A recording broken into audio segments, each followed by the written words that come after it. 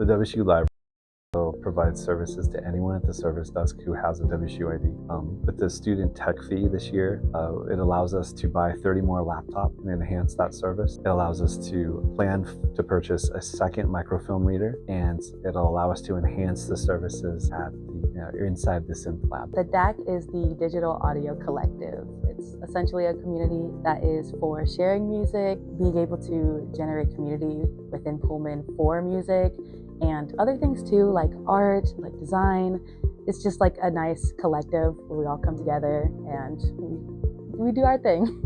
Music production, like I said, I've been doing it for 8 years or so. It's always kind of been a passion of mine. I've never been able to expand it in the way that I have now because, I've started out on my laptop just kind of like clicking around, like it's just on a keyboard and mouse. And now I have multi-$1,000 equipment that I can use, and it expands what I can do creatively. It expands what like music production can be. The student tech fee, it's like a process. Essentially, like they'll update the information on the website and they'll kind of like give you little like prompts for what they're asking for, like how much funding do you want, or like what are you going to be using the funding for, and then what the equipment that you're getting is going to be used for. Kind of like a really straightforward funding process. So the microreader is a way to view the microfiche and microfilm. A lot of people aren't familiar with those two formats. One is it's reminiscent or sort of like a 16 millimeter film, and then microfiche is they're flat pieces of mylar with very, very small copies. So the microfilm reader allows us to view that material, and this particular reader allows us to blow it up if we need to view it. Like if it's very small, we can rotate it, and it's all on the computer screen. It gives people access to about 328,000 pieces of material that are available in that collection, and this project will allow double the amount of usage of the collection.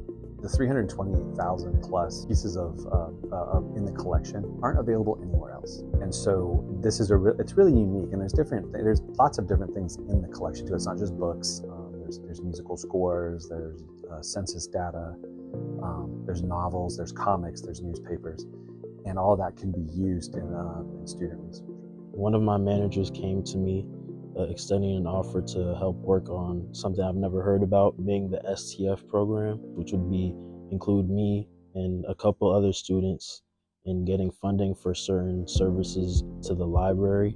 One of them being the microform scanner, and the other one being a collection of laptops, an additional 30 laptops for anyone on campus to check out.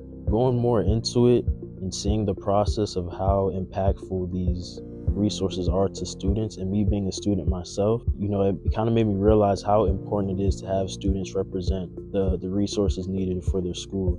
On campus, the technology fees support various efforts that expand access to different resources or programs.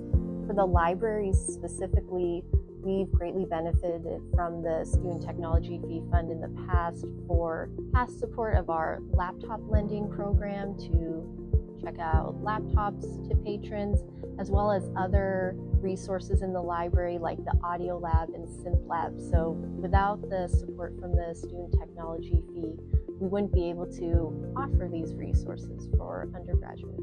I'd like them to know that we're here to serve them. We want to bring in this type of technology from this process in order to not just enhance what the library can do for the students, but also add to the greater experience while they're here